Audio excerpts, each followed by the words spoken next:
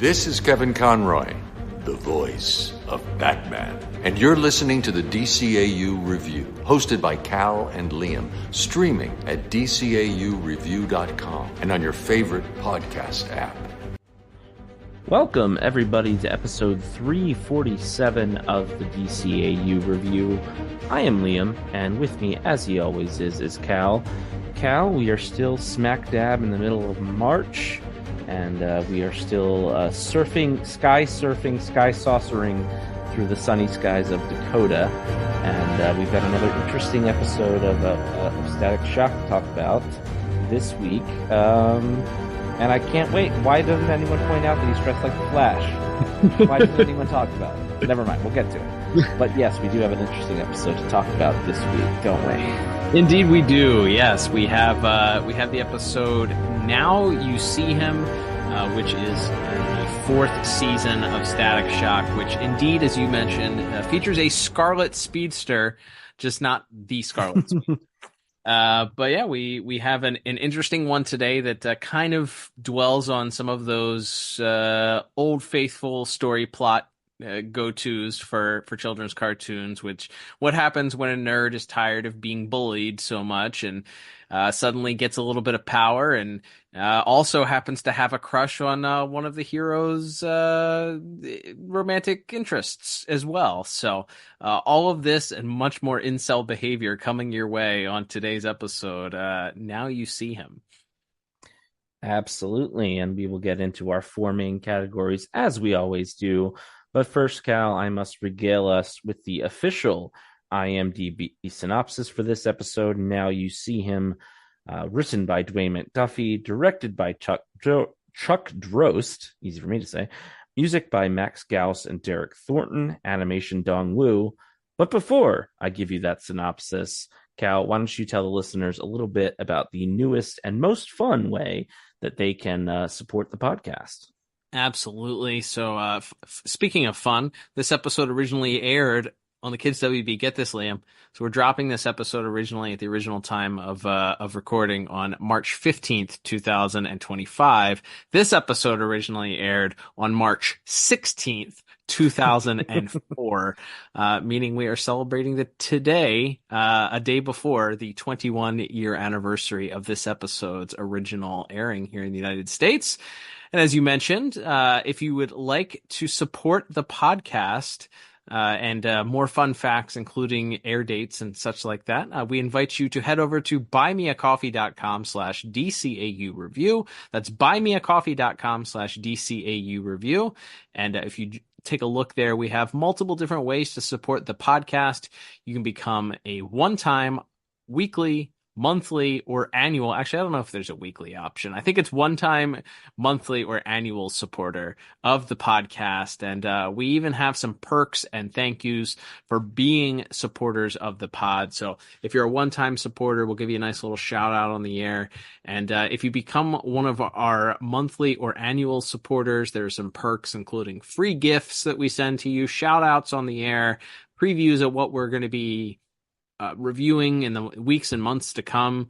And then also on our top tier supporters, they at our top annual support level get to ask us a question of the week, which we will touch on later today. Liam, we do indeed have a question of the week from our supporters, and we will explore those once we get to the end of the episode. But yeah, if you want to join our monthly supporters or our annual supporters at that top tier level and ask your own questions about the podcast, or if you just want to support the podcast on one of those other levels, we would love you to check out buymeacoffee.com/DCAU review. That's buymeacoffee.com/DCAU review. Head over today and check it out. That's right. And with all that out of the way, we will get to the official IMDb synopsis here. And here it goes. It reads as such. A boy with a crush on Daisy shows back up in Dakota with new speed powers. Mm. And that's it. So I think we have a little bit of work cut out for ourselves in the plot synopsis department this week, Cal. Not a lot of help from our friends over at the Internet Movie Database. But yes, we kick it off with we see Daisy shopping around the Dakota Mall, and she's talking to the clerk at the counter of a jewelry store. You see, malls, kid, it used to be like a central location where a bunch of different places of things that you get on Amazon now used to have to go to a place, and they would all be in the same location. Anyway, that's my definition of a mall for the youngsters there. The percentage of our audience that is under 26 years old, or however our podcast host breaks it down. But anyway, we see Daisy shopping around, and she's talking to the clerk, mentioning that she really would like to get this necklace, but that she's a little preoccupied. She keeps buying new CDs, so she's not sure when she's going to afford it. Do we need to explain as she's do we need to explain? We do get a mention of MP3 players and CDs and CD players and big giant box televisions, all things that just this could not be the more 2004 episode of television if they tried, including from our musical guest is even like a little outdated by 2004, as we'll get to later. But yes, as Daisy is staring into the glass, longing for this necklace, she sees seemingly a strange man's face, or a young man's face in the reflection. But when she turns around, he is gone, and she's a little bit confused by it all. So as she's walking out, she sees another friend of hers who was wearing a nice new blazer. you know how teenagers are always wearing blazers. Well, this one is, and she congratulates him on his great new duds. Omar, her friend here, and as he's sort of bragging about getting it, all of a sudden we see this sort of red blur of light, and all of a sudden the jacket is gone, and we begin to get like a little montage of different items around the mall, electronics especially going missing, as various patrons and workers there. Not only are the electronics being stolen, but there's a little bit of havoc being wreaked, shelving and displays falling down on top of patrons and workers alike. So a little bit of just unabetted chaos going on at this mall, and Static and Gear are just here already. Which I guess they just heard about it. I guess they were in the area, so they're looking around. They can't quite figure out what's going on, as they're made a fool of by the seeming ghost. They can't even see the thing; it's moving so quickly. So they're kind of left to looking a bit of the fool, as Gear ends up with a box on his head, and they both end up kind of unaware of what exactly they're going to do. So we cut back to the gas station of Solitude later in the day, and we see that Richie is rewinding the videotape, as apparently Backpack is now, I don't know how Backpack, when it's stuck to his back, has a camera that captures in like the third person from 15 feet away, but maybe it's taking like security camera footage, not clear. Anyway, Backpack, I got some problems with Backpack in this episode. Yes. There's some things later on that pop up that I got problems. Okay, fair enough. We will absolutely get to that. Your grievances will be heard regarding Backpack. But as they rewatch the footage and slow it down to super slow motion, they see that there is a figure clad in red who appears to be moving at such quick speeds that he appears invisible to the naked eye. Here, check this out. I've been analyzing super high definition digital video of our fight. You videotaped us? Well, Backpack did. I thought we could start looking at our game films like football teams do. Or, burn DVDs of our greatest adventures for all our fans. Uh-huh. What have you got? See? There's the box that ended up on my head. Now, watch the next few frames. There's definitely something there. Or should I say someone? I can't make him out. Can you clean it up? This is cleaned up. Our ghost is someone who moves at super speed. As they're discussing things, Virgil mentions that he has tickets to see B2K, which this is the aforementioned outdated musical group who was so outdated that they had already broken up by the time this aired. You recently discovered, Cal. So, yep. But there was apparently they had one contractual obligation here in Dakota they had to fulfill before they went their separate ways. And so as Virgil and Richie both excited, as apparently it's one of Richie's favorite acts as well. But Virgil kind of takes the winds out of Richie's sails a little bit by telling him that he has to give the extra ticket to Daisy, because that's her favorite band. So we cut then back to the mall, where I guess Daisy works at the mall. Lives at the mall. She just loves getting CDs. Yes, so she's walking around, and once again she sees this mysterious reflection in the mirror, and when she turns around, he's gone once again. It kind of freaks her out a little bit when Virgil arrives, and she tells him that she's beginning to see things, and she thinks that this guy that they knew from science camp last year named Eddie Felson is apparently she keeps seeing him, and then he's gone when she looks, so she's afraid that he might be stalking her. What's wrong? Sorry, Virgil. I thought you were Eddie. Who? You know, weird Eddie from science camp. Oh, yeah. The nerd that all the other nerds used to pick on. Thanks a lot. No, Virgil. I mean, it's no joke. In fact, it's seriously weird. And I keep running into him all the time. I think he's been following me. For what? I think he likes me. I haven't seen him since last summer, and all of a sudden I run into him like 10 times. 11. Daisy. Fancy seeing you again. Yeah, fancy that. Remember me? Virgil? Yes, the vinegar and baking soda bomber. That stuff pretty much washed out, didn't it? So how do you like my new jacket? I just picked it up the other day. It looks nice. And speak of the devil, as Virgil and her are discussing it, here comes Eddie, who happens to be wearing a blazer that's like 3 sizes too big for him, and flaunting his general wealth and just being a real creep in a really obvious way. There's some talk about, Virgil mentions that he was the nerd at this summer camp that all the other nerds picked on.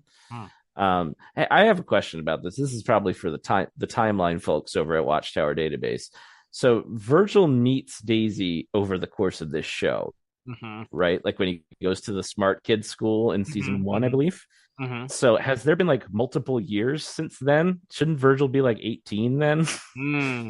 Good question. Yeah, I don't know.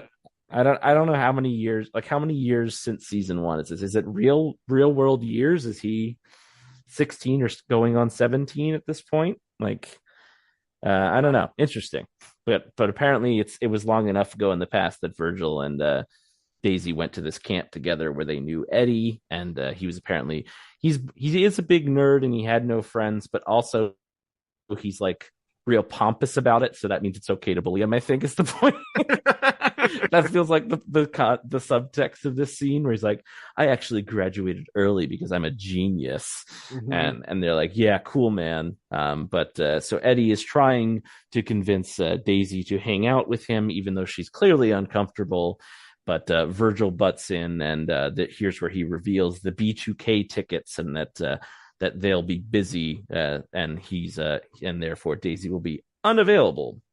So Eddie sort of stomps away a little bit hurt and angry by the whole thing, and that's when our mysterious super speeding thief returns to the scene of the crime, that being the Dakota Mall, where 80% of this episode takes place. Yeah, he's got an idea. He's going to win Daisy's heart by stealing this necklace that she's been fawning over, that we saw in the very opening scene at that jewelry store. So, what else could get her attention but stealing the jewelry that she's always wanted? So, in his messed up brain, it's a perfect plan. And as you mentioned, it's happening at the mall. He doesn't wait for like the mall to close. He's brazen and pompous, as we talked about. So rather than doing something smart, because he's basically invisible, so he could have just waited until the mall was empty and hid out in the bathroom or something like that, and then pop out later on and steal the necklace when no one was around. But nope, he decides in broad daylight he's going to steal the necklace. And luckily, Static and Gear are out on patrol talking about who this mysterious speedster is, and Backpack goes off, alerting them that there's more crime happening at the aforementioned mall. Hey, so how did Operation B2K go? Great. Virgil Hawkins is a bigger hero than Static right now. Uh-oh. Backpack's picking up an alarm. It's back at the mall.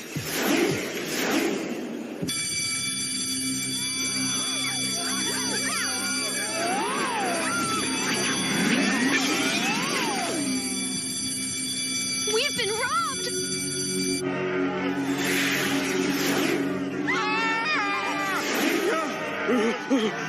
Bet you it's Speed Boy. Let's find out.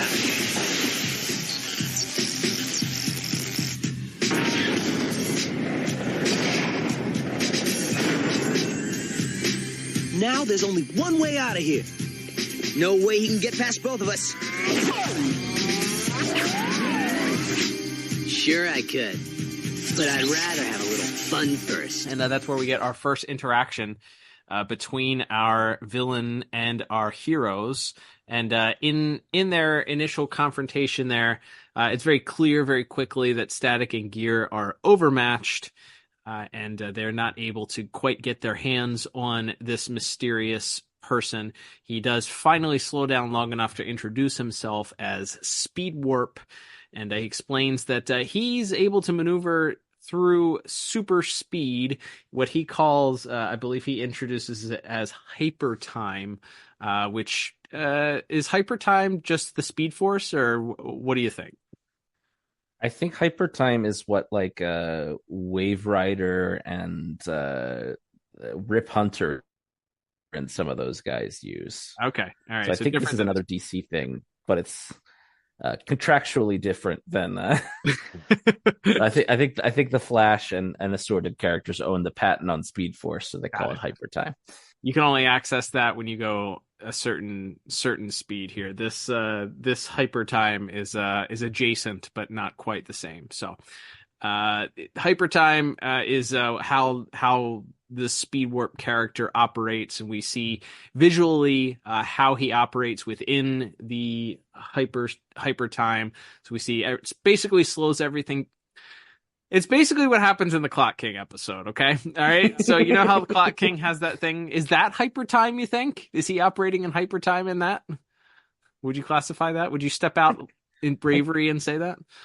I guess so. I guess I'm going to be the brave one here and say yes. I think this is related technology. The only difference is when Clock King set off his magic time device, it turned everything black and white, and this one turns everything like a sepia tone.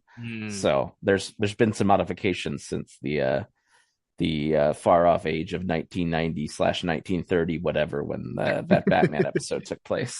Got it. Okay. All right. I'd say this is somewhat adjacent. And as we get into learning about the technology, maybe we can speculate further, but slows everything down, freezes everything. And then that allows Speed Warp to operate within, as if things have completely stalled all around him and he can move freely. This he demonstrates, and he allows actually Static to observe within Hypertime, how things work. Gear, unfortunately, is left out in the cold, and despite Static being pretty self-assured that he's going to be able to take care of Speed Warp, he mentions that he's only allowed in Hypertime because he's let him, and in fact, look how easy it is to manipulate within the Hypertime. He walks over and unmasks Gear in front of Static, and recognizing Richie Foley immediately, he puts two and two together and questions if Static is Virgil. Things here are only as fast as I say they are. I'll still find a way to beat you. You can't even touch me. But I can touch you. Case in point, Richie Foley.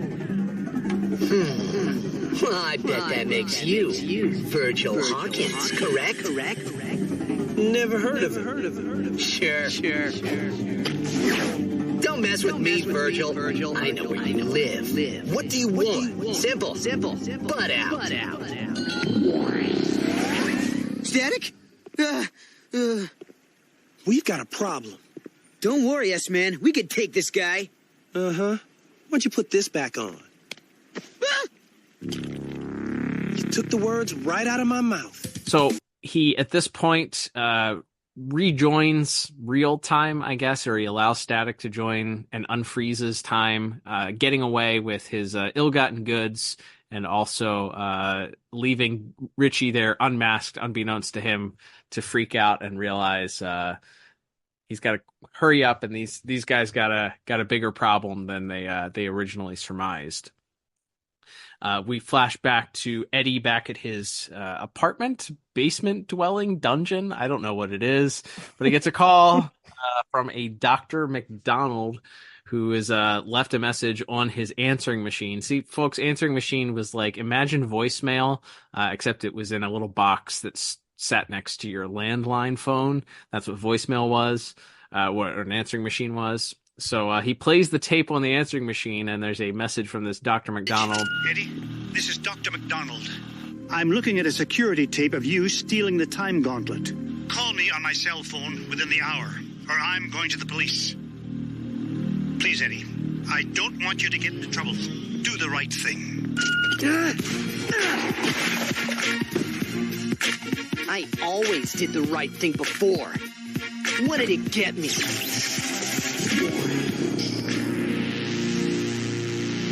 This gives Eddie an idea.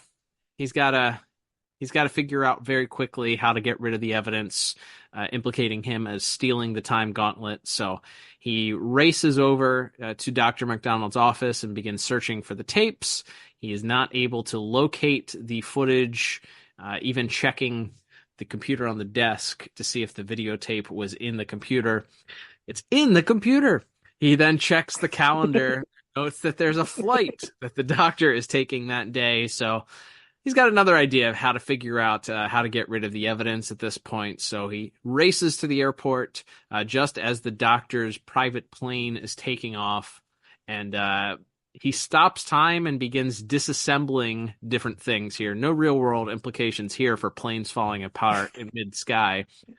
Also, can we talk a little bit about the fact that this is pretty, I use the word brave sort of lightly here, but it's an interesting decision 3 years after 9/11, probably in development, maybe 2 years after 9/11, that they were willing to do plane hijinks here. Knowing from my recollection, there were like scenes in the Spider-Man movie that couldn't be shown, and people were very, very sensitive about showing any sort of plane accidents or plane turmoil or potential plane calamity during this time frame. And this is there's some plane calamity here. I thought that was pretty interesting.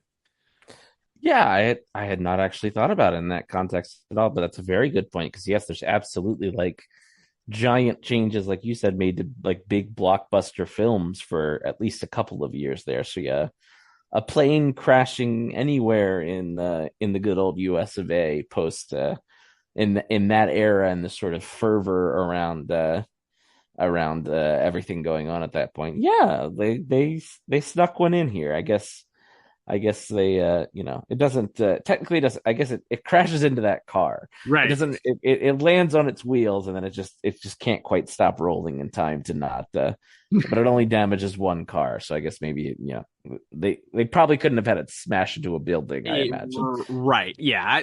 I guess if you're going to do some sort of what I dubbed plane hijinks, they did it the most sensitive way possible here with having it land safely after all. But yeah, in the midst of it, Static and Gear realize, as they're once again out on patrol, that there is a plane out of control flying through, and that there are pieces of it breaking off as they are in hot pursuit of it. So they are able to board the plane, and we see that as they head right for the cockpit, Dr. McDonald is doing his best, a poor attempt at being a pilot, trying to fly it, and we see that Time Warp has actually taped up the original pilot of the plane, and he's incapacitated. This is where I have my problem with Backpack, because the whole reason why they have to do the next bit here is because Dr. McDonald can't fly the plane.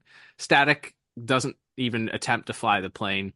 And they look over to the pilot, who is not knocked out. He's just taped up, like mouth, arms, head to toe in duct tape. And Static asks Gear if he happens to have a pair of scissors in backpack, and 55 different elements pop out of backpack, and not one of them is a device that could cut through something. Not a laser, not a pair of scissors, not a little tiny knife, not a nail clipper, nothing.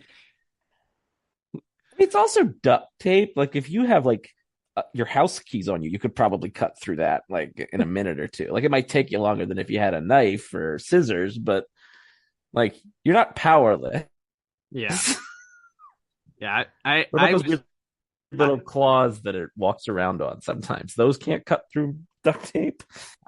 I understand why. The plot has to happen. They wanted Gear to be the one to land the plane because they had a funny joke about the car that they crashed into.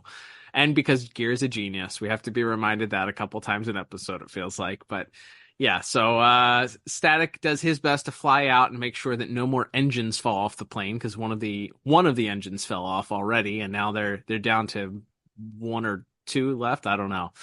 So Gear jumps into the driver's seat, claiming that he has some flight simulator experience. He's happy to try and land the plane. Static's going to make sure no other engines fall off. And Gear is able to land. He decides he's going to land the plane right on one of the main thoroughfares, which is surprisingly empty, except of course, there's no nuns in this, but of course there's a stalled car. No nuns and dynamite, just a stalled car that happens to be right in the way of the airplane. So thankfully, the driver's able to get out in time, and Gear manages to land the plane, again, destroying one single car that the plane just rolls into. So they are able to land safely at that point. And this next part here has me questioning Static's. This is kind of like what we were questioning with Superman's Batman's motivation in kind of flaunting Lois out in the open in World's Finest a couple weeks ago. Static at this point knows that. Oh, I guess he doesn't know that. No, when do they learn that Speed Warp is Eddie? I guess when they get to his mentor off the plane. That's right. Like, so they know this already. Yeah, yes. That's right. He says, that's when Dr. McDonald tells them as they're escaping the plane that Eddie is his assistant. They then put two and two together. They send the police to Eddie's house. Eddie is waiting there and escapes before the police can stop him. So at this point, Gear has some information from, I guess, the doctor that provides enough technology for them to create this belt that Static is going to wear the next time he encounters Eddie. It is a one-time use only belt that will put him into the time warp, and Gear cautions Static not to test it out because it's one-time use, and not to let Eddie near it because you can't cross the streams, as a very famous movie once said. How are we doing? Dr. McDonald's notes really helped. Combined with your powers, this belt should accelerate you enough to fight Speed Warp on his own terms. Maybe I should test it out. Don't. It's a one-shot. Don't waste it. Okay. And don't let Speed Warp touch it either. If two accelerated time streams were to cross, I don't know what would happen. Got it. Oh, I gotta go meet Daisy. Shouldn't we be trying to find Eddie? I'm pretty sure he's gonna find us. Static then decides, with full knowledge now, he knows that Eddie is Speed Warp. He knows that he's still at large. He knows that he has feelings for or some sort of romantic interest for Daisy. So what does Static do? Does he go out searching for Speed Warp? He says, nope, Speed Warp will find them, and he goes on his date with Daisy to B2K. To see B2K at the arena. So not the smartest decision, and I just kind of wish there was some better explanation here, either him understanding that this would be like being okay with using Daisy as bait, or maybe just being more interested in this in Daisy, like him trying to push forward romantically with her was like taking priority, and then like he allowed that to he allowed that to get in the way of him being more interested in stopping, but it's not really established that way. It's just like, well, he's going to find us, and I'm going to the concert, see ya. And then he goes to the concert with the person that this villain is obsessed with. So, Daisy and Static head to the B2K concert. B2K gets out on stage and begins performing one of their hit songs. And just as they the concert seems to be getting into it, time begins to slow down for everyone except Daisy. That's right. So once again, flaunting his ability to, he doesn't have to like touch the person or like put a device on them of any kind. Mm-mm. He can just choose. This is the part of it that's like, it's also magic. Like it's a science, it's sci-fi, but it's also magic because they don't really show him like how he brings someone. Like before, he was kind of like grabbing hold of Static when he put him in there. So, but he didn't have to do that with Daisy. Anyway, he slows down time for just him and Daisy, and here's where he sort of reveals everything, and that everything he was stealing was to impress her. Daisy points out that just because she was nice to him doesn't mean she's in love with him. It's me, Eddie. I made it so we could have some time to ourselves. I don't understand. You were so nice to me. You were the only one at science camp who was ever nice to me. Eddie, that doesn't mean... With my powers, I can give you anything you want. Anything. I just want you to make everything normal again. Please? No. In that world, I'm nobody. In this world, I rule. No! So she goes off running. Of course, the rest of the crowd and the entire city, I guess, is completely frozen. That's the thing. Is this like a bubble? Like, if you go far enough out, is the world just happening normally, or does he freeze like the entire world when he does this? I don't think it's clear. I mean, I guess it has to be the entire world. Otherwise, Dakota would suddenly be like hours behind everywhere else in the world. It'd have to have its own time zone because of this guy. But my brain hurts. Yeah, I know. There's a lot of questions get asked when you introduce a basically magic device like this. But yes, as she goes running, trying to escape speed warp, she's running across the street. She even sees Gear floating in stasis. But of course, he's not able to help him because he doesn't have the belt. Static does. Static is now on the loose, trying to look around for her, and decides, well, I'm just going to activate the belt. And it worked. So, like I said, as Daisy is running away, Gear isn't able to help her, but that's just when Static arrives. He and Speed Warp continue to fight. Speed Warp is still a little bit faster, able to knock Static off of his saucer, and in fact, drop him off a roof. But Static does some quick thinking to survive that, and really, it's the villain done in by his own hubris. Because if he just like punched Static a bunch, he would have won.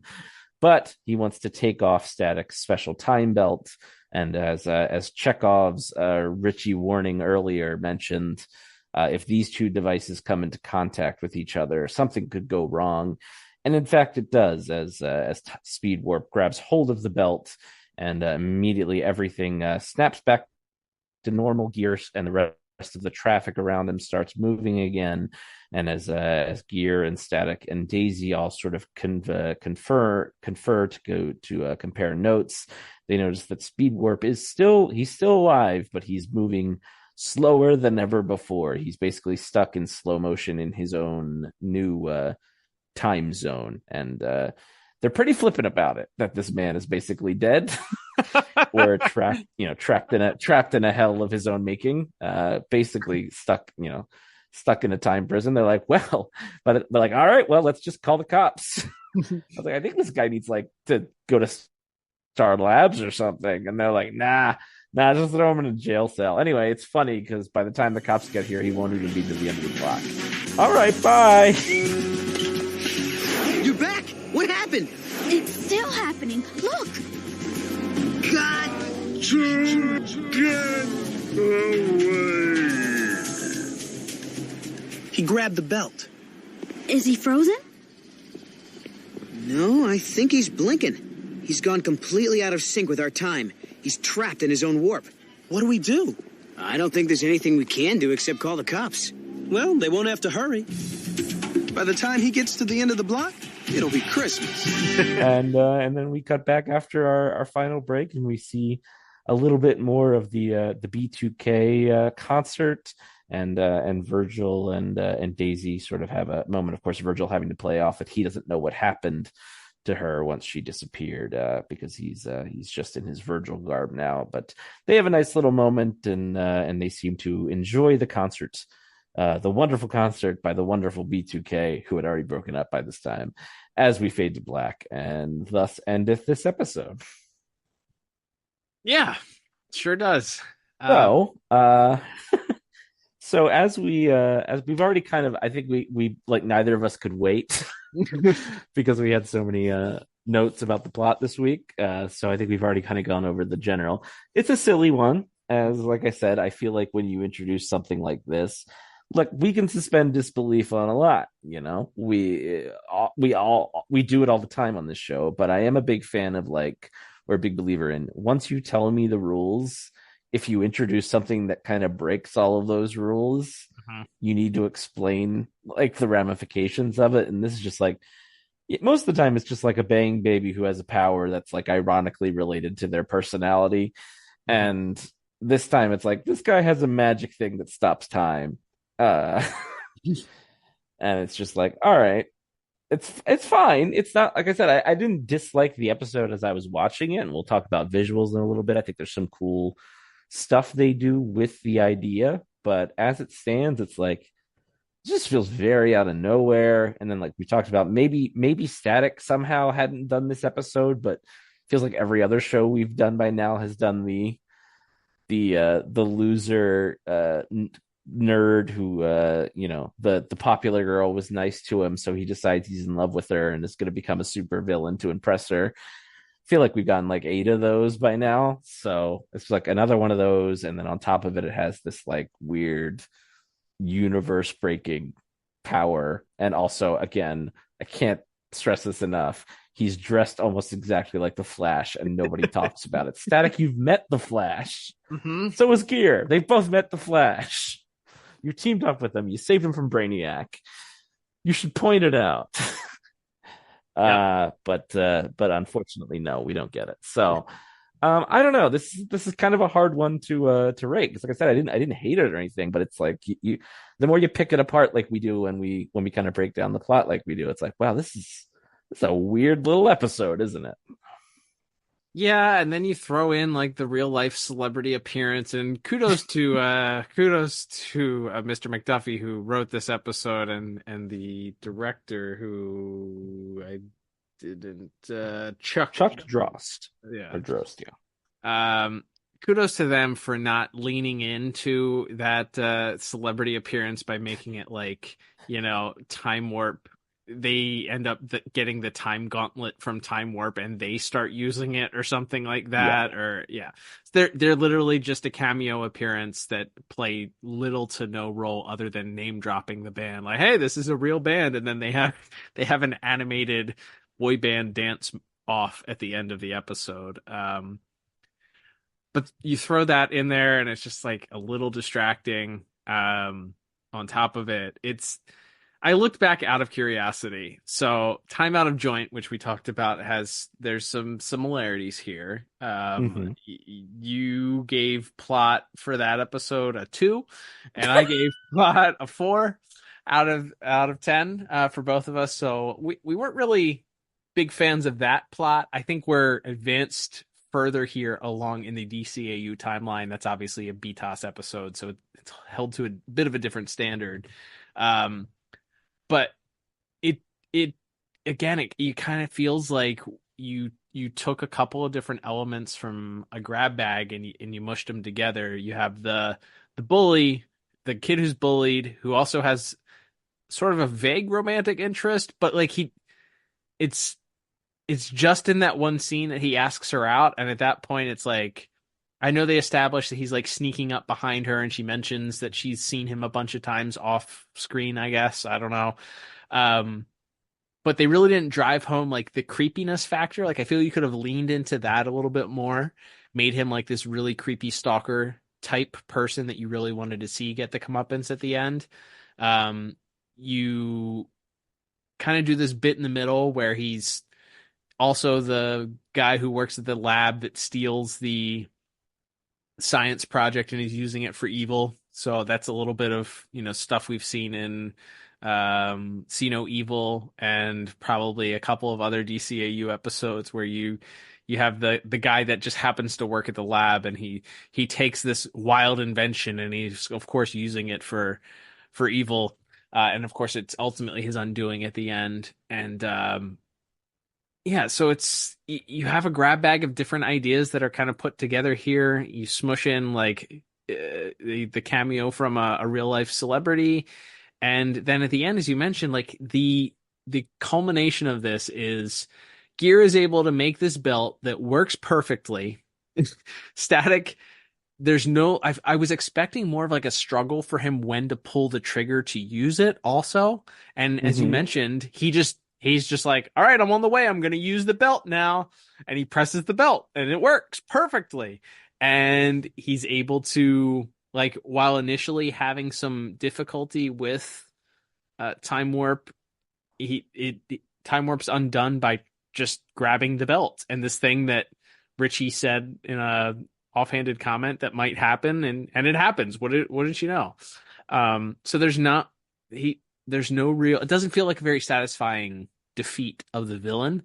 And then as you mentioned, they're just kind of like flipping about like, well, he's pretty much no longer going to live a normal human life because he's completely in this hellscape of slow motion. And we don't even get like, maybe if you would have gotten his perspective of what it was like being trapped in that world and not being able, like, kind of like we see in the Flash episode where he's moving too fast and everything slows down. Is that the Dr. Destiny episode? Yes. Yeah. That's like his nightmare.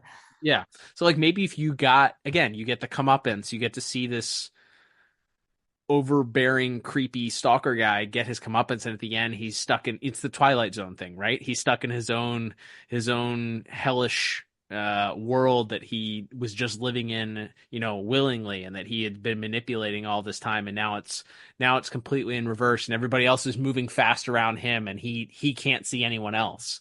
That I think would have been a little bit better, but instead you just get the shoehorned reunion between Daisy and Static or Daisy and Virgil at the B2K concert. So I don't love the execution of this. I think there are some interesting ideas here. I think you could have had a little bit better here. I think it's fine. It thankfully doesn't feel like it drags at too many points, I would say.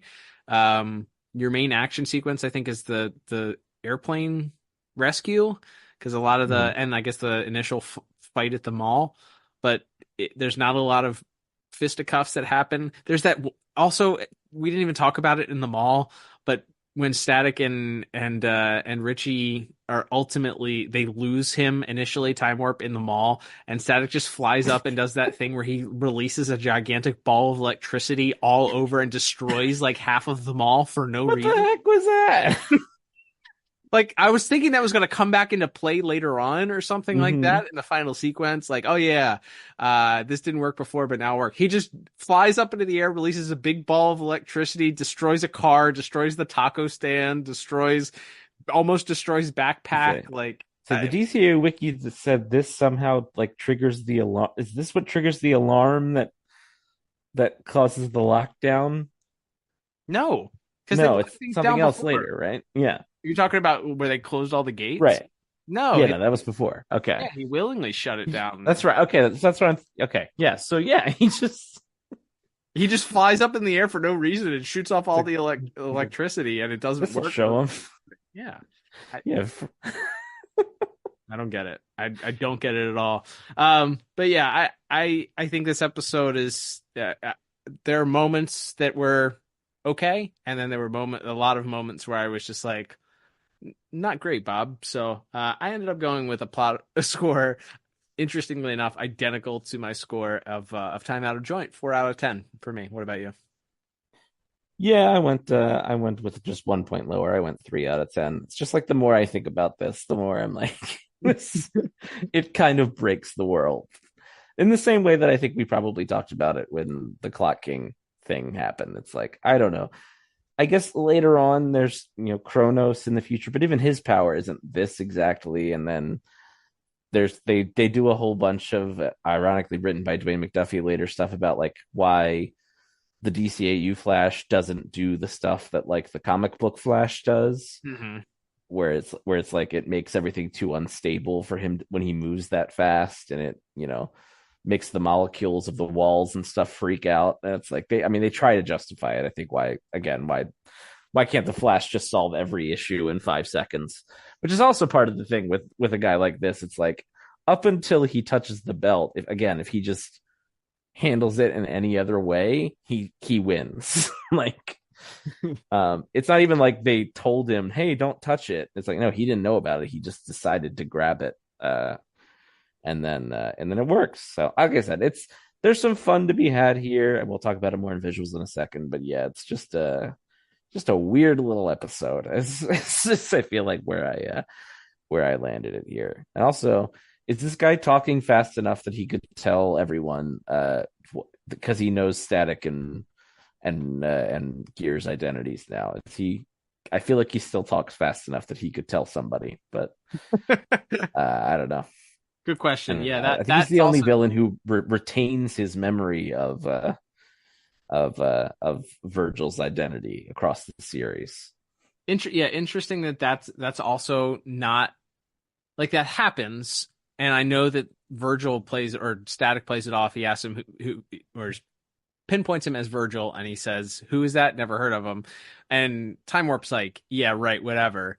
And I think he even calls him Virgil after that once. But then like there's that also doesn't come into play. Like, why expose his secret identity if it's not going to come into play later on? Like, if he were to threaten to tell Daisy, or like attack, it's the Spider-Man thing. He attacks Static or Virgil in plain daylight, knowing that Virgil is Static, and that if he takes Virgil out when he's vulnerable, that he doesn't have, like, it feels like that also was laid there at the beginning, and then just doesn't. There's just plot points that are just left undone because of it. So yeah, very interesting that was thrown in there and then just not really used.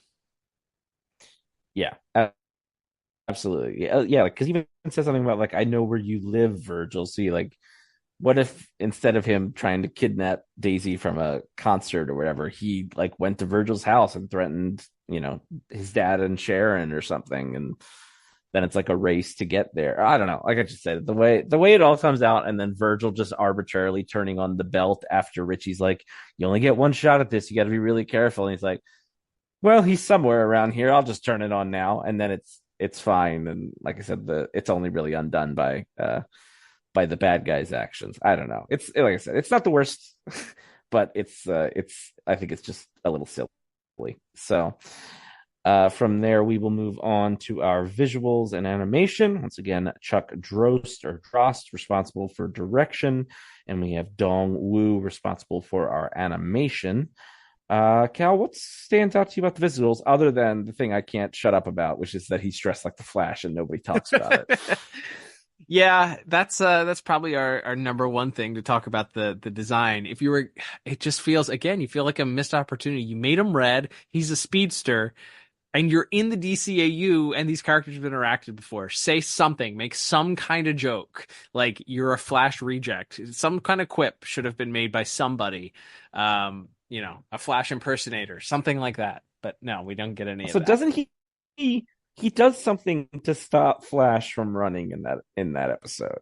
Like does he do the static cling and like fuse him to the ground so we can zap the mind control off of him? Question. That's a very good question. I think so. Why doesn't he try that instead of throwing a giant chain lightning bolt that destroys them all? Maybe you should have tried that thing that worked the other time you fought a speedster in a red costume.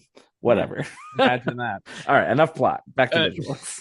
Yeah. I don't hate his design. I kind of dig the gauntlet is kind of an interesting thing. he's a villain that doesn't have his mask allows covers his irises also, so that's always welcomed here. We don't get a lot of that with our heroes here in Dakota, so our villains pick up the slack, I suppose. I think the visualization, I do not loving the actual power aside, I do like the visualization of everything having that like reddish brownish tint to it, and the way that they initially introduce his visualization just kind of being that red blur that we see in the footage that Backpack somehow generated, and then ultimately we get the reverse side of what Time Warp sees. We get that multiple different times there, and everybody obviously that isn't interacting with him is just kind of frozen in that red shade, while everybody else, Time Warp himself and then Static or Daisy are just normally colored. I did enjoy that. The plane sequence I think is interesting. I do like the visualization that we have. He has to go in and unscrew the bolts that keep the wing on or keep the engine on, and then him darting around inside the plane, even grabbing the videotape, grabbing the stuff that he tying up or taping up, I guess, the pilot. Yeah, we get a lot of that visualization, and a significant portion of our episode is taken place within that like visualization of what's going on inside the Hypertime world. So, yeah, I think that looks good. I like how they differentiated it from the normal speed of things. I had a little bit about. Is there a name for the rain, the static rain? Is there a name for that thing? Because it looked cool, even though it didn't make any sense at all. The raining of electricity down on the mall looked interesting. He flies up, creates this gigantic ball of electricity, and then it just explodes. Kind of looks like fireworks falling to the ground. Again, didn't make a whole bunch of sense, but it looked neat. Good for them. Absolutely. Let's see. Yeah, I don't have a ton other than that. I don't think so. As far as the visuals are concerned, everybody looked pretty on model. B2K.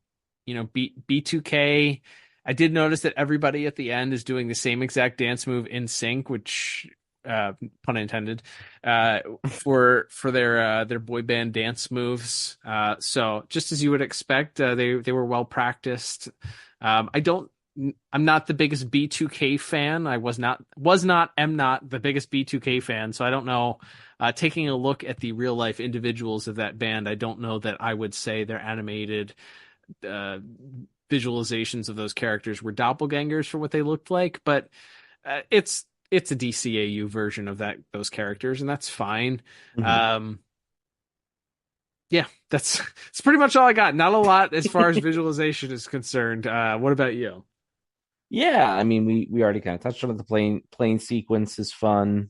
Like the bit of him running up on the wheels and like unscrewing all of the bolts on the wing, and then the engine sort of slowly, falling out of place and then exploding and all that, and then Virgil having to kind of guide it to the ground is a cool sequence. I enjoyed all of that, but yeah, like I said, there's a kind of slapstick quality to the first Static and Gear versus Speed Warp fight, where he's like Gear throws the zap cap and he takes a moment and he turns it around, and then it wraps up on Gear, and then kind of the same sort of stuff with Static, where he's on the saucer, so he pulls the saucer away, and then Static goes flying into the taco stand or whatever. Like there's almost kind of a slapstick Wile E. Coyote quality to that sequence or something like that. But yeah, I think, like I said, they do some cool, interesting things. Static makes himself like a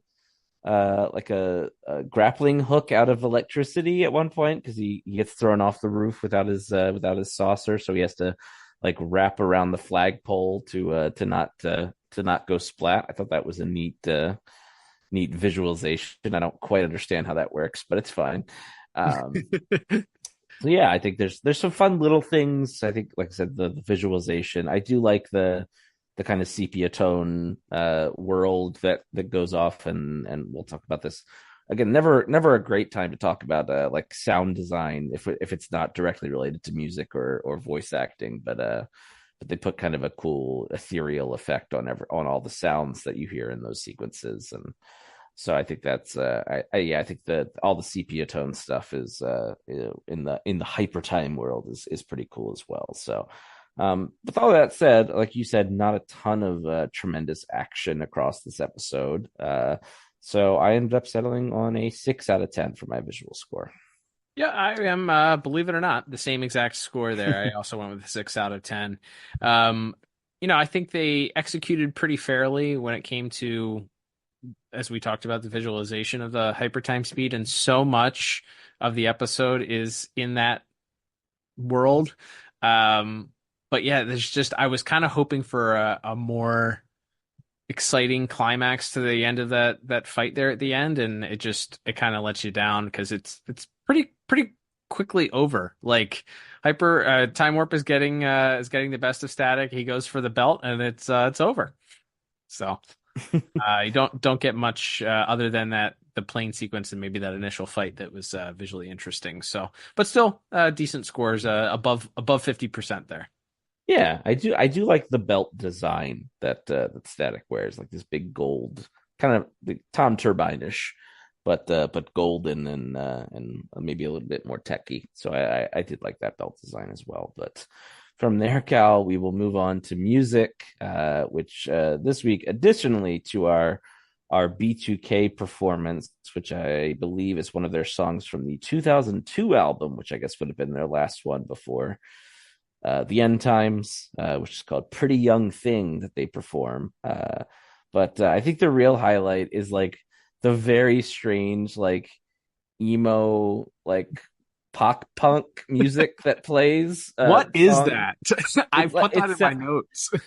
Because so my understanding, so there's 2 people listed for music pretty much every week, which is Max Gauss and Derek Thornton, who also goes by Big Tank. So I assume he's mostly doing the hip hop, like the beats and stuff that we hear. Maybe I'm wrong, but like this one is like, it felt like you're like, all right, you have to do like an emo, like I'm a loser and I'm in love with you song that would have, like a Simple Plan song or something that would have been around, I guess, at this time.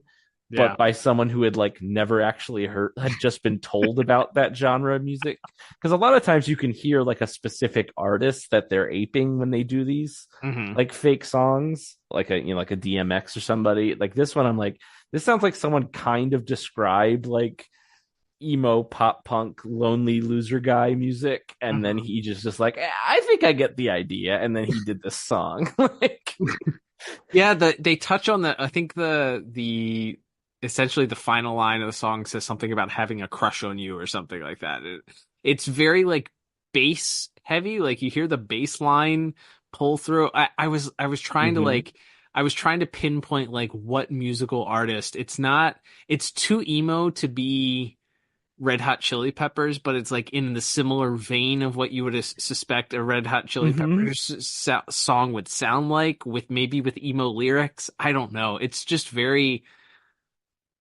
It was an abrupt departure from the normal music that we would hear in the Static episode. I will put it there with that, and then you couple that with the fight sequence. There's literally. We talked about music that was ripped off from other music in last week's episode. There is, if you know the In Excess song "I Need You Tonight," that it's a very famous repeated guitar riff that goes over and over again throughout that song, and that's essentially during the first fight sequence. That is the guitar part that plays during that fight sequence. It may be in a different key, but it's just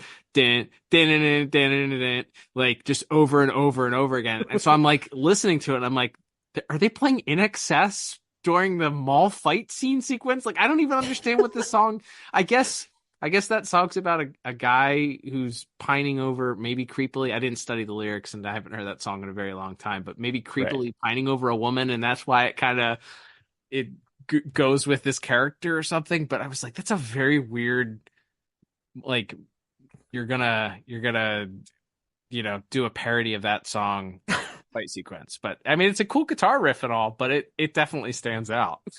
Absolutely, yes. There's definitely some hallmarks like that.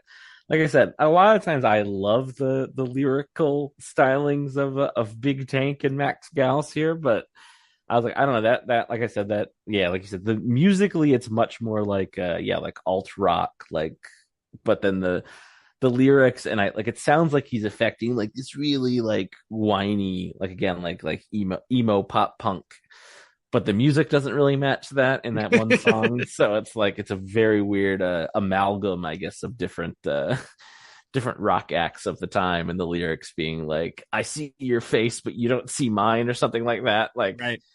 It's just like, yeah, it's like I said, there's a funny idea, like, to put it, like, to do that and to kind of go off the reservation a little bit as far as the normal even the normal lyrical music we get in Static. But yeah, that one's just like kind of left me scratching my head a little bit. So I will say there's also, I don't know if we talked about this here or in voice acting technically, but every time he activates the Hypertime, he starts whistling, and there's like this echoey kind of eerie whistling that's going on while he's doing whatever he's doing, which I thought was kind of a neat cue of like this weird little quirk, because other than being like a pushy nerd who's smarter than everybody else, we don't really get a lot of character details about Speed Warp. So I thought that was like, oh, that's like a weird little quirk that every time he starts it up, he like starts whistling to himself. I was like, that's kind of a fun little musical thing to throw in, like an in-universe musical thing, Sure, for him. So yeah, overall, not their best work in my opinion, but I still settled on a pretty solid 6 out of 10 for my music score. Nice. I went 1 point lower. I went with a 5 out of 10. I think, I've been early on in our Static run, I was critical of some of the musical choices of Static. And it's I guess it just took an episode like this for me to go like, boy, they should have just stuck with the original music stylings, because this wasn't my favorite. I'll just say that. It's fine, but it's not my favorite. Was What's New Scooby-Doo airing by this point? Because they could have gotten the actual Simple Plan to do a song, like you have a valid point for that. Or I'm just saying there were options. You could have done what they did last week with the Star Wars Imperial March and just decide to mimic something like exactly and see if the lawyers would say anything. Yes, alas, we did not get another movie or classic song homage there over that sequence. But alas, we will move on to our final category, which is of course voice acting. Not a big cast to talk about. We do briefly have Richard Tatum as Omar, who's apparently a character who's in other episodes, which I didn't realize until I was looking at him. But this is he's back to voice him this week. And then you have Alan Young playing Dr. McDonald, the scientist who creates this magic device. Maybe best known to people depending on your age demographic. You would probably either know him best as the voice of Scrooge McDuck on a lot of the classic Disney DuckTales and the Mickey's Christmas Carol. I believe he plays Scrooge McDuck in that. Mm-hmm. So if you're a little bit older, or if you watched a lot of like TV Land when you were a kid and you're our age, you might remember that he was also the star of Mr. Ed. That's the talking horse show. I'm like, why can he talk? I don't know. What does he do? You didn't have to think ability? about it back then. I think it was a simpler time back then. You yeah, didn't it was to explain to your audience why the horse could talk. You just smeared some like tomato paste or peanut butter on that horse's lips, and you pretended he was talking. Like, and it was like the height of comedy, and it ran for 198 episodes probably. but yes, that a pretty prolific voice actor, his own credit, very recognizable voice. So I think, again, if you're familiar, he's not doing the Scottish Scrooge McDuck accent, but very recognizable voice. We did previously hear him in the DCAU. He's the dad from the Baby Doll sitcom in Baby Doll. But Yeah, like he said, he's not that he does a bad job, but he's just like such a recognizable. Oh, I know that voice. If you're Yeah. of a certain age, that I think it is a little distracting to hear, but he does a fine job. Mm-hmm. Yeah, yeah. It's one of those voices where, like Townsend Coleman, or you just kind of just sticks out. You hear it, and you're like, oh, that's Alan Young. That's Alan Young doing a voice for this episode. Okay, I got it. Or D. Bradley Baker, or any of those guys that you can just kind of pick them out of the lineup of like, oh yeah, that's exactly who that is, of course. So yeah, not a bad performance by Mr. Young, but certainly very recognizable. Absolutely. And then speaking of recognizable voice actors and other roles, we have James Arnold Taylor playing Speed Warp / Eddie Felson. Probably best known for his work. He's the Ewan McGregor sound alike for all the Star Wars cartoons and video games. So if you've heard if you watch Clone Wars or any, like I said, played any of the Lego video games or anything they've done with the young Obi-Wan Kenobi character, it's probably James Arnold Taylor voicing him.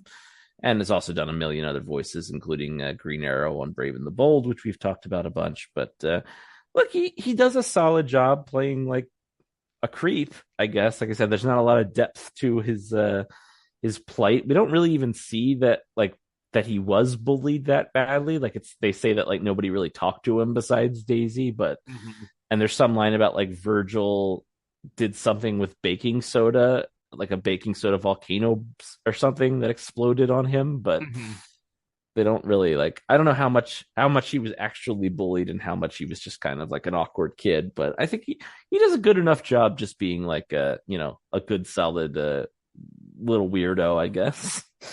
Yeah, he's fine. He sounds like a bad guy in a kid's cartoon, like a young bad guy in a kid's cartoon that's back for revenge.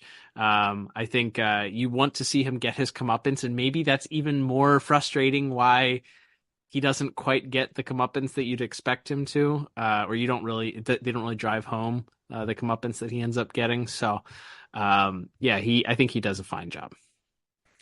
Absolutely. And then we have our main three to talk about here. Crystal Scales as Daisy. One of her bigger episodes, probably this and like the Toyman episode, as far as her getting to do something besides just being like a girl that Virgil and Richie talked to at school for 5 seconds at the start or end of the episode. So I think she does a good job. Like she plays like just being weirded out by Speed Warp really well. I feel like I said, but for what's asked of her, I think she does a good solid job. Yeah, I agree.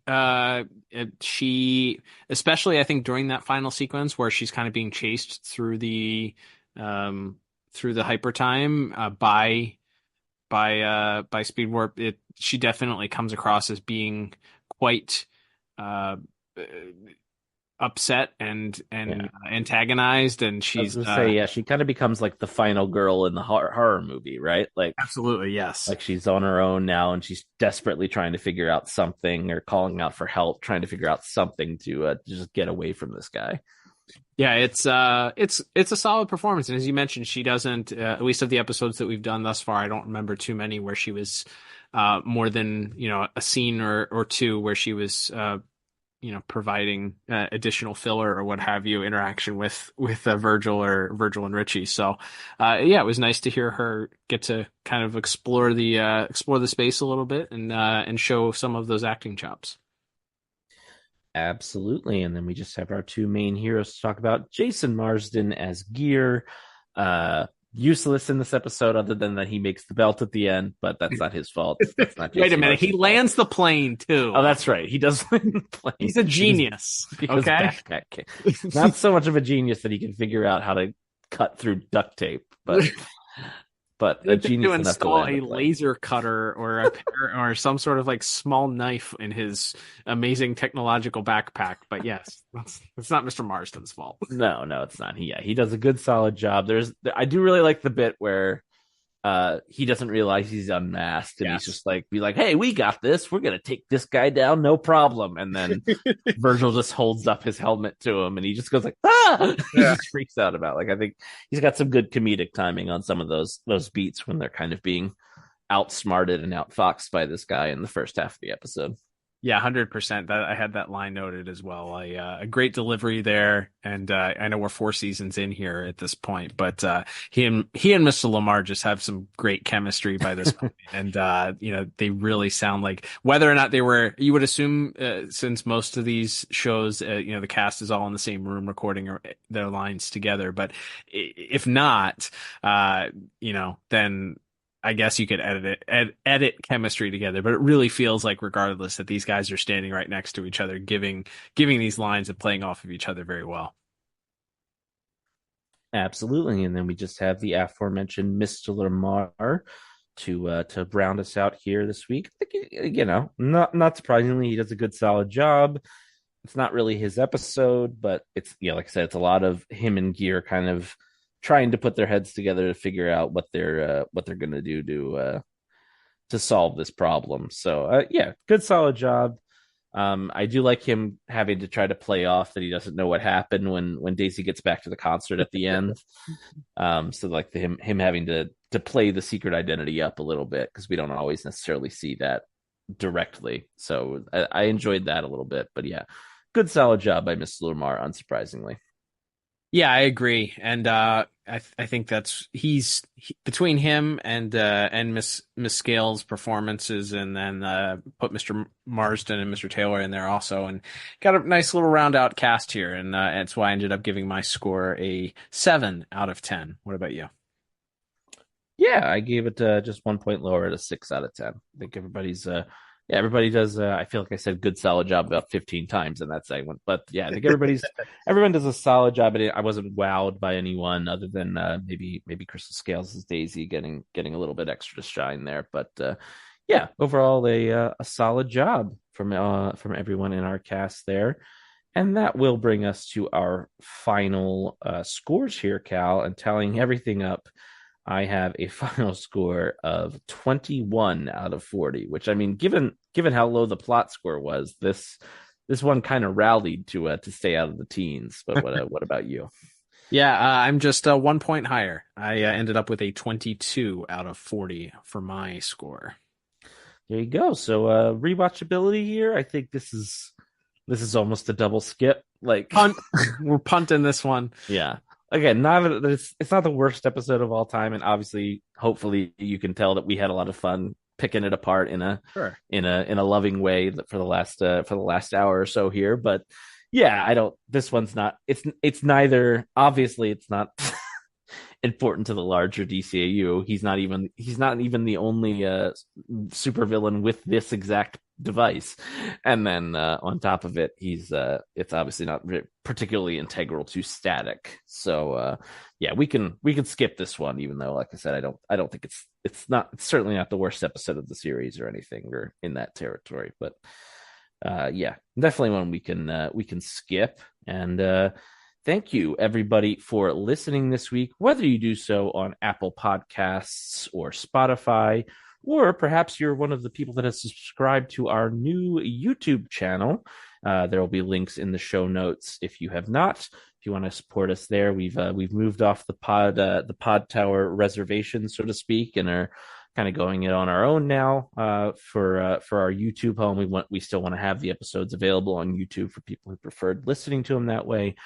We don't have like a slick vanity link yet, because I think we need more subscribers. So, hey, even if you don't listen to the episodes on YouTube, why don't you look in the show notes and then go make sure you're subscribed to us on there, because that'll help us be able to get the word out a little bit easier. But however you choose to listen to the podcast, that's obviously a great way to support us. And there's a few other great ways to support us, including you can buy merch, which there's links for that in our show notes as well. Probably the easiest and freest way to support us is to follow us on our various social media platforms at DCAU Review on everything. And if your podcast app of choice happens to let you leave reviews on it, if you can give us 5 stars, leave us a review, that does help us as well. And of course, as Cal already mentioned, we do have a direct way you could support us through buymeacoffee.com/DCAU review as well. And as Cal mentioned, there's a perk where our listeners can actually ask a question if they are at a certain tier. And I believe we have a question from our buddy Zach once again this week. That's right. So Zach's question comes this week. Once again, if you'd like to join Zach with asking your own question of the week, you can feel free to head over to buymeacoffee.com/DCAU review and become a top tier supporter just like Zach. Zach's question comes and says, I know it's been covered in other media, but on this Static series specifically, do you think if Virgil and Daisy got together, it would have turned into another Terry McGinnis/Dana Tan situation? Thanks for that question, Zach. I think without knowing the specifics specifically, I'm gonna pseudo interpret this the best that I can. I think the constant Static has to be or Virgil has to be Static, and Static gets in the way of them having a decent relationship. I'm going to assume that he doesn't necessarily mean the fact that Terry's a scumbag and is constantly flirting with and or involved with other women that are not Dana. Yeah. He's not going to start making out with Frida after he gets together with Daisy like Terry would. Right. But... yeah. So in my opinion, I think that is a classic superhero trope. And we know that Static very much draws off of a lot of the teenage superhero tropes that come about. We see some Spider-Man in his DNA. We see. I definitely think the Ditko era Spider-Man definitely a big inspiration for Static. But even if we're going to look at that parallel between Beyond and Static, I would say, yeah, that's a tension that comic creators like to create, right? Because otherwise, if the hero can have his cake and eat it too, that's not a double entendre. If he can have his cake and eat it too, and be a successful superhero and also have the love of his life accept him, and especially when he has to balance with keeping a secret identity from that person, there's almost no fun in that. There's almost you're robbing yourself of a storytelling device, I feel like, because while by this point in time, Spider-Man being a character that's been around for over 50 years, 60 years at this point, and people are pretty well done with the idea of him and Mary Jane not being together. I think that Static, this would be a little bit different than that, where you don't have the history of them, the forbidden fruit, or the superhero can't have his romance and also be a successful superhero. And that's kind of what we also see with Terry and Dana, right? Like scumbag stuff aside, the stuff that constantly gets in the way of him being a better boyfriend to her is that he's falling asleep because he was up the night before, or he has to go be Batman and misses out on their date, or these are the things that with great power comes great responsibility, right? So I feel like Virgil, of all of our heroes, he's the most, maybe because he's a kid for the most of the show, he's the most down to earth and relatable, and I feel like he would be able to balance things out a little bit. It seems like he does most of his crime fighting during the day, and he still has to wake up and go to school most days and be a good friend to Richie and Daisy and everyone else. So it does feel like, while it may miss out on that storytelling device, I do feel like it would be acceptable for him to be the one that's able to have a steady girlfriend, keep his secret identity, and also still be a successful superhero. Yeah, I also just think it's different because, like, dating in your teen, like in the teen superhero era, it's like it's almost a metaphor, right? Of like trying to juggle everything, school and work, and and trying, and you're still discovering who you are as a person and all that. So yeah, I think Virgil could do it. I don't think he would be quite as bad a boyfriend as Terry. I mean, he definitely wouldn't have been, because no one is as bad a boyfriend as Terry McGinnis. Hashtag Dana deserves better. Mm-hmm. But yeah, I think, yeah, you could definitely see him falling into some of the same trappings of, Ebon breaks out of jail on prom night or something, and he has to try to not, to deal with that and get back in time for the final dance or whatever. You could definitely do some I think some of those classic tropes that you would see in some other teenage hero stuff. But yeah, I think Virgil also, just by virtue of being such like a good, caring guy, not that Terry isn't caring, but I just think he has a warped sense of priorities in a way that I don't think Virgil does. I think Virgil is just like a better person right. than Terry. Right. Not just because he wouldn't cheat on his girlfriend, but also just because like I think he has a genuine care and like love for people that is this illustrated across these shows, that he would do everything, like, he would go the extra mile. He wouldn't he also, like, even if he was tired, he wouldn't fall asleep on a date either. Because like sometimes even when Terry is with Dana, he's not really with her. So right. I think Virgil would go the extra mile to really make sure that his time with Daisy would still feel important and special, even if he had to occasionally reschedule some dates due to his superheroing. Absolutely. I love that question. Thank you again, Zach, for asking it. And as mentioned, if you join that tier for buymeacoffee.com/DCAU review, you can have your question read. And of course, the first week that you join us, you also get a shout out on air from us as well. So we do appreciate however you choose to support us. And Cal, as we keep rolling right along, we hope our listeners will be with us next week when we talk about yet another episode of Static Shock. That's right, Liam, and it is a landmark episode for multiple reasons. I think we may have referenced this.